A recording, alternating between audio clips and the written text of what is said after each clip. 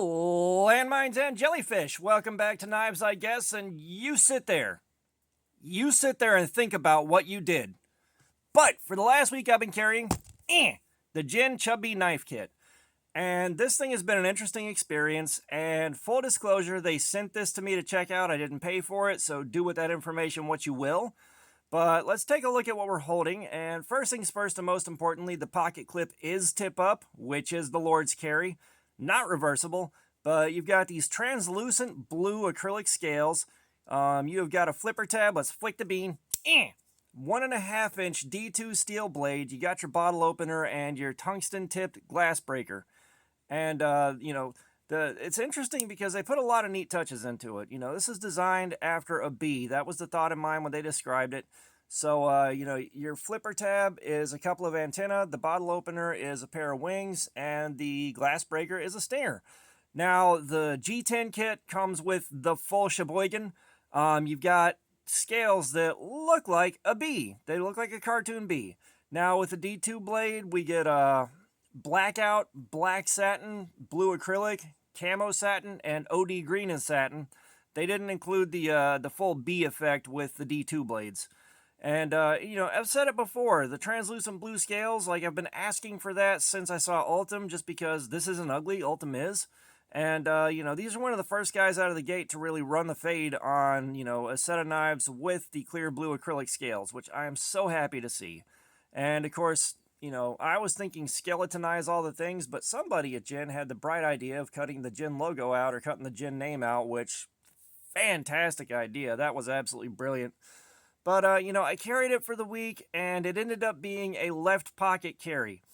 It stayed out of the way there. It was a little bit of a challenge to dig around, only because I had this giant chungus in the pocket with it, and it still did fine there. It rode in the right pocket for a little while. It did good there, and I threw it in the waistband for a while. And in all three positions of carry, it did quite well. The waistband, there was no rubbing, no hot spotting, no nothing. It practically vanished in there. So that was really good, and, it took some fidgeting to get used to this thing for me because, I've got extra large hands. That is the size. Extra large gloves is what I need for these hands. So you can kind of tell, holding it to use the flipper tab is, you got to find where to hold it with large hands, but once you get that figured out, it is perfectly fine. I carried this at work, and, before the store opened, I'm just walking around doing this, trying to get a feel for it.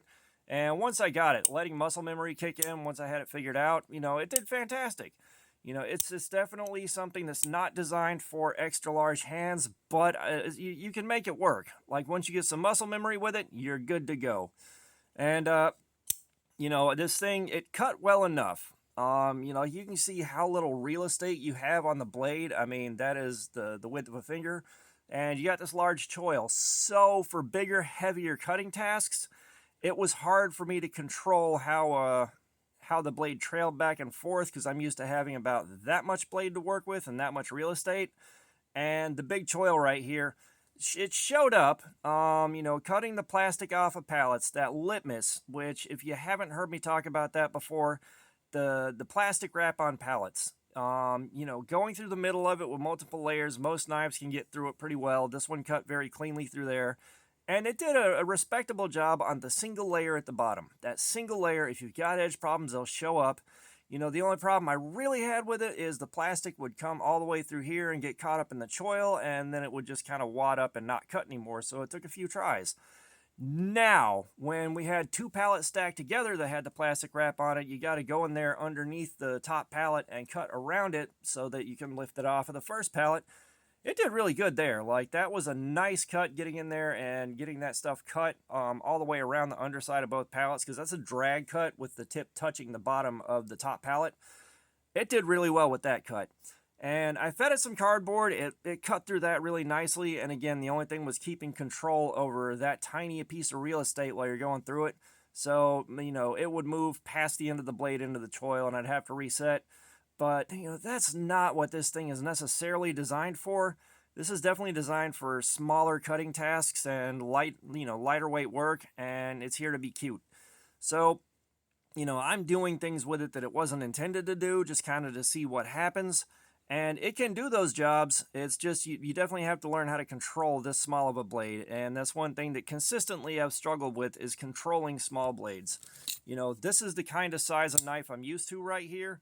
And you can see a drastic difference in blade length.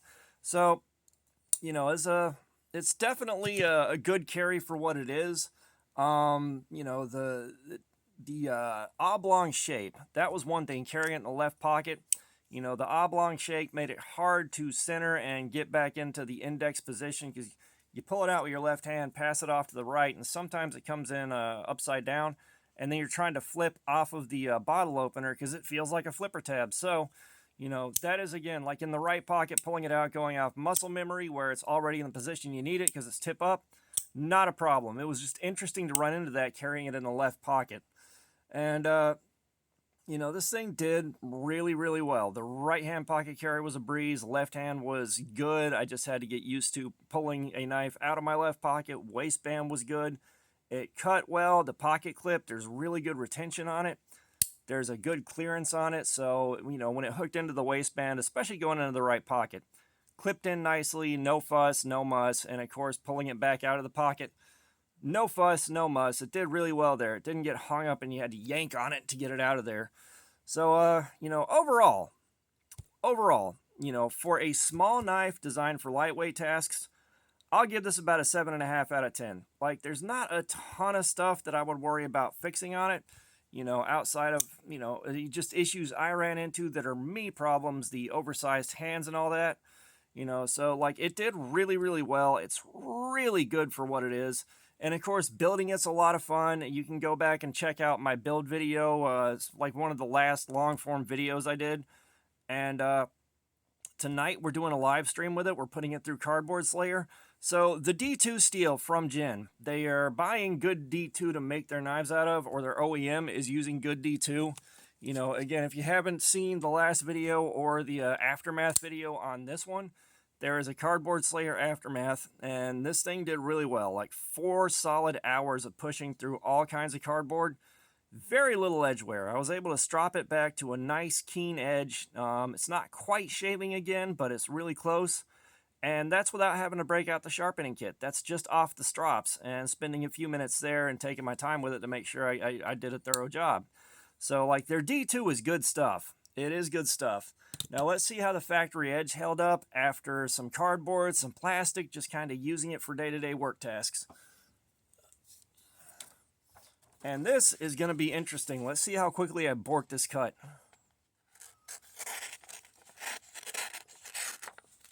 So yeah, it held on to its edge well enough. You know, it's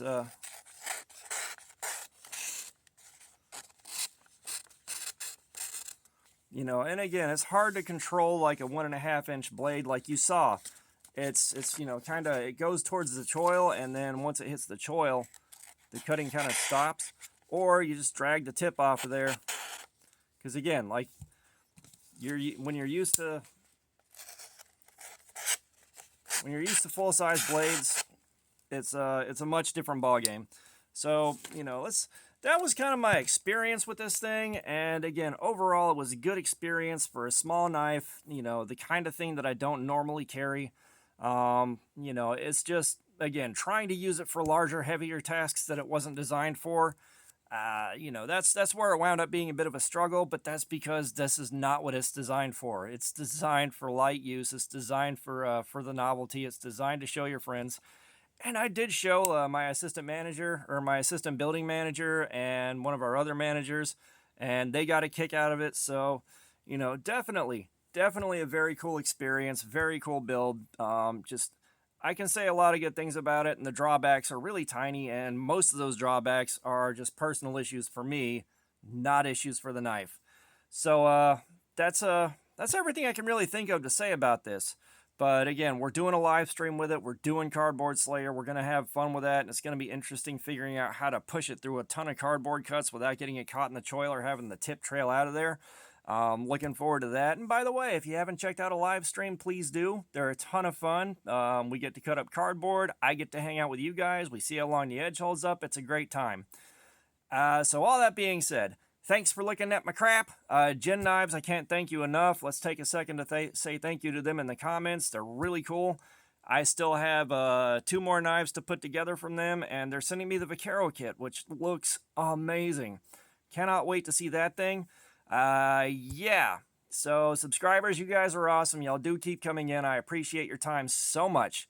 Comments, I love some feedback. You guys that have this kit, let me know how it does for you guys. Let everybody else that's watching this video know. Let me know what you think about this thing if you don't have one. And all that being said, y'all have a nice day.